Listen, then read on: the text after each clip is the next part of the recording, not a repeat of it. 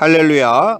오늘은 주님의 구원을 보았으니 라는 제목으로 뉴저지 팔팍 한인루터교회 이상조 목사님께서 누가복음 2장 22절에서 35절을 본문으로 하나님의 말씀을 전하겠습니다. 모세의 율법대로 정결 예식의 날이 참에 아기를 데리고 예루살렘에 올라가니 이는 주의 율법에 쓴 바 첫 해에 처음 난 남자마다 주의 거룩한 자라 하리라 한 대로 아기를 주께 드리고 또 주의 율법에 말씀하신 대로 산 비둘기 한 쌍이나 혹은 어린 집 비둘기 둘로 제사하려 함이더라. 예루살렘에 시므온이라는 사람이 있으니 이 사람은 의롭고 경건하여 이스라엘의 위로를 기다리는 자라. 성령이 그 위에 계시더라. 그가 주의 그리스도를 보기 전에는 죽지 아니하리라 하는 성령의 지시를 받았더니 성령의 감동으로 성전에 들어가매 마침 부모가 율법의 관례대로 행하고자 하여 그 아기 예수를 데리고 오는지라. 시므온이 아기를 안고 하나님을 찬송하여 이르되 주제여 이제는 말씀대로 종을 평안히 놓아주시는도다. 내 눈이 주의 구원을 보았사오니 이는 만민 앞에 예비하신 것이요 이방을 비추는 빛이요 주의 백성 이스라엘의 영광이니이다 하니 그의 부모가 그에 대한 말들을 놀랍게 여기더라. 시므온이 그들에게 축복하고 그의 어머니 마리아에게 말하여 이르되 보라 이는 이스라엘 중 많은 사람을 패하거나 흥하게 하며 비방을 받는 표적이 되기 위하여 세움을 받았고 또 칼이 내 마음을 찌르듯 하리니 이는 여러 사람의 마음의 생각을 드러내려 함이니라 하더라. 아멘. 본문에서는 구약에서 메시아에 대하여 이야기했던 그 역사적인 사실이 주님의 시간이 되면서 이루어진 내용을 소개하고 있습니다. 본장에 가이사라 아구스도가 영을 내려 천하로 다 호적하라고 했다는 내용이 나오는데 이것은 역사적인 사실로 예수님 탄생 시기인 그 당시에 로마 제국의 첫 번째 황제인 율리우스 클라우디우스 왕조의 초대 황제이기도 한 임페라토스 카이사르 디비 필리우스 아우구스투스로 본명은 가이우스 옥타비우스 투리누스였으나 카이사르의 양자로 입적한 후에는 카이사르 옥타비아누스라고 부르게 되었습니다. 그가 즉위하고 온 천하에 영을 내려 호적을 하게 하였으니 지금으로 말하면 인구 선세스를 말하는 것이었습니다. 그런데 그 당시의 황제의 영에는 각각 고향으로 돌아가 그곳에서 호적을 하게 하므로 예수님의 탄생이 마리아와 정혼한 남편 요셉의 고향인 한 다윗의 동네였던 베들레헴이었던 것입니다. 하나님의 약속은 역사적으로 정확한 시점에서 이루어 가시는 것을 알 수 있습니다. 예수님의 육신적 부친이었던 요셉의 고향인 예루살렘 베들레헴에 도착하였을 때는 이미 호적하려 온 수많은 사람들로 인하여 여관을 찾을 곳이 없었고 해산한 날과 시간이 다가오면서 말이 없어 비어 있었던 어느 마구간에서 출산하게 되었고 아기 예수를 구유에 누였다라고 소개하고 있습니다. 아기 예수님을 출산하고 며칠 동안 그곳에 있었는지는 모르지만 성경에 보면 동방에서 별을 보고 아기를 찾아온 동방의 박사들과 주위에서 양떼를 지키던 목자들에게 알린 것과 방문한 것을 보면 며칠간은 마구간에 있었던 것을 추측할 수가 있습니다. 예수님 탄생의 시기와 로마의 황제가 천하로 다 호적하게 하여 갈릴리 나사렛에서 예루살렘 베들레헴으로 가게 된 것과 그리고 호적하려고 모인 사람들 때문에 여관을 구할 수 없는 것과 마침 누군가에 의하여 비어있는 마구간을 이용하게 된 것 등은 모두 하나님의 계획된 시간에 이루어진 예정이었던 것입니다. 갈라디아서 4장 4절에서 때가 참에 하나님이 그 아들을 보내사 여자에게서 나게 하시고 율법 아래에 나게 하신 것은 율법 아래에 있는 자들을 속량하시고 우리로 아들의 명분을 얻게 하려 하심이니라 라고 소개하고 있습니다. 이곳에서 때가 참에는 즉 하나님의 예정된 시간을 의미하고 있는 것입니다. 그러므로 아기 예수님은 마구간에서 태어나야 하는 의미가 있습니다.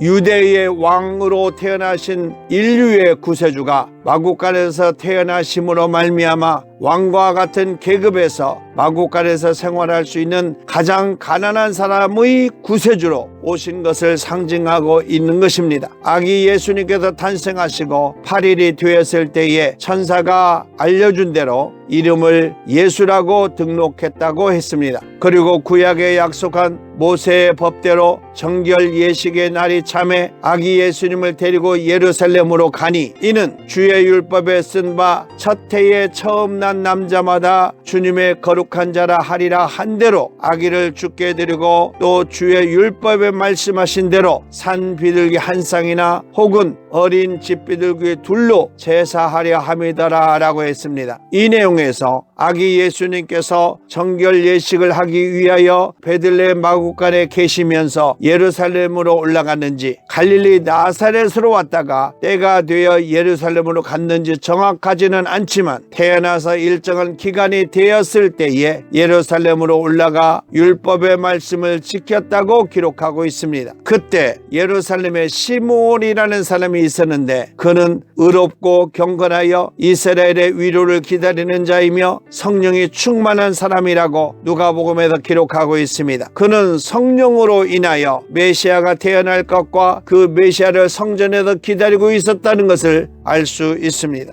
26절에 그가 주의 그리스도를 보기 전에는 죽지 아니하리라 하는 성령의 지시를 받았더니 성령의 감동으로 성전에 들어가매 마침 부모가 율법의 관례대로 행하고자 그 아기 예수님을 데리고 오는지라 라고 기록하고 있으며 그는 이사야 선지자의 말을 믿고 메시아가 처녀의 몸을 빌려 태어나고 정결 예식의 날이 되면 반드시 예루살렘으로 올 것이라는 것을 성령을 통하여 알고 믿음으로 그날을 기다려왔다고 말하고 있습니다. 시므온이 아기 예수님을 안고 하나님을 찬송하여 이르되 주제여 이제는 말씀대로 종을 평안히 놓아주시는도다 라고 고백했다고 했습니다. 그리고 지금 이 시대에 성령을 통하여 예수님의 재림을 간절히 기다리는 믿음의 성도들을 말하고 있습니다. 그리고 시므온은 예수님에 대하여 만민에게 선포하는 내용을 말하고 있습니다. 내 눈이 주님의 구원을 보았사오니 이는 만민 앞에 예비하신 것이요 이방을 비추는 빛이요 주의 이스라엘의 영광이니이다 라고 하니 그의 부모가 그에 대한 말들을 놀랍게 여기더라라고 했습니다. 메시아가 이스라엘 즉 유대인들을 위하여 오신 것으로 생각하고 있었는데 시므온은 이스라엘뿐만이 아니라 이방인들을 위하여 메시아가 태어났다고 하니 그의 부모들은 놀라고 있었다라고 표현하고 있습니다. 이곳에서 특징적인 것은 메시아가 오신 것은 유대인만을 위한 것이 아니요 이방인 즉 온 인류를 위하여 오신 메시아이며 구세주라는 것을 분명히 말하고 있습니다.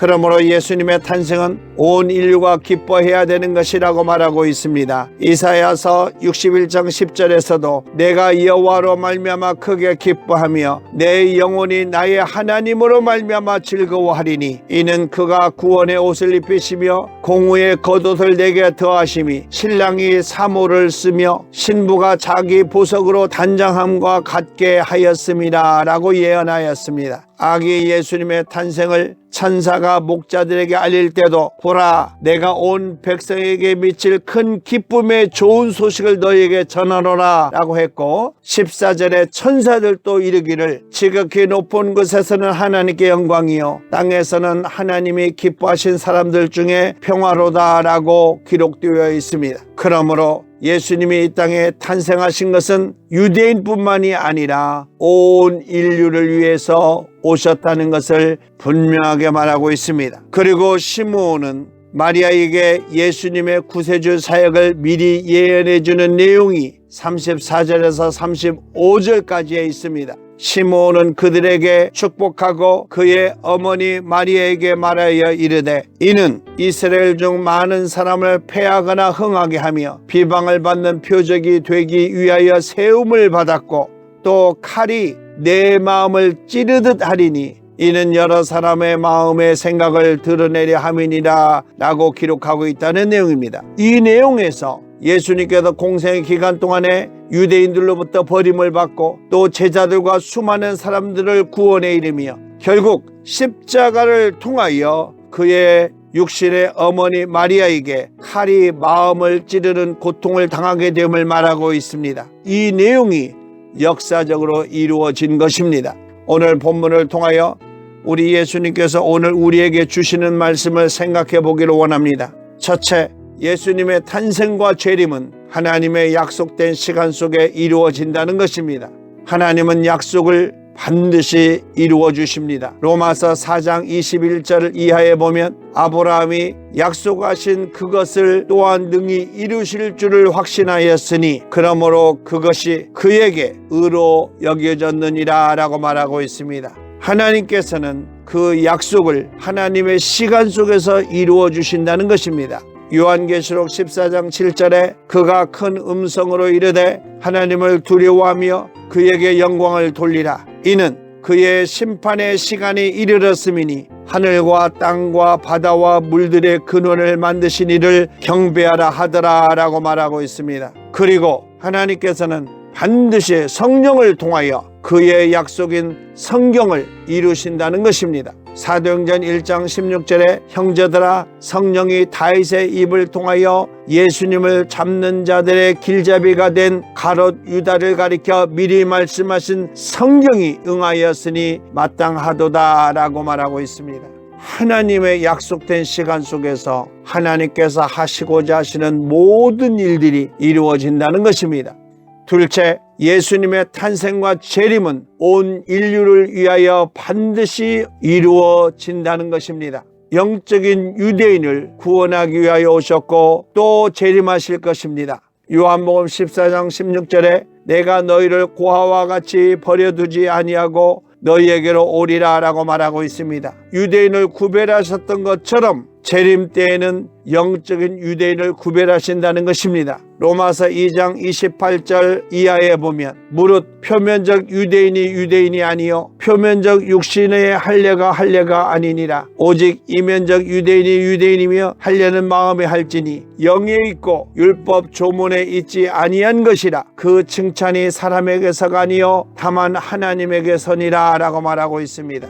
예수님의 탄생은 온 인류의 기쁨이 된 것처럼 예수님의 재림은 믿음을 통하여 온 인류의 구원이 된다는 것입니다. 마태복음 24장 14절에 이 천국 복음이 모든 민족에게 증거되기 위하여 온 세상에 전파되리니 그제야 끝이 오리라 라고 말하고 있습니다. 예수님께서 혈통적인 유대인뿐만이 아니라 영적인 유대인들을 모두 구원하기 위하여 이 땅에 오셨다는 것입니다. 마지막으로 세 번째는 예수님의 탄생을 기다렸던 시므온처럼 예수님의 재림을 기다리는 성도가 되어야 한다는 것입니다. 시므온이 모세의 율법을 믿은 것처럼 재림을 기다리는 성도들은 반드시 성경을 믿어야 한다는 것입니다. 요한계시록 22장 10절에 이것들을 증언하신 이가 이르시되 내가 진실로 속히 오리라 하시거늘 아멘 주 예수여 오시옵소서 라고 고백하고 있습니다.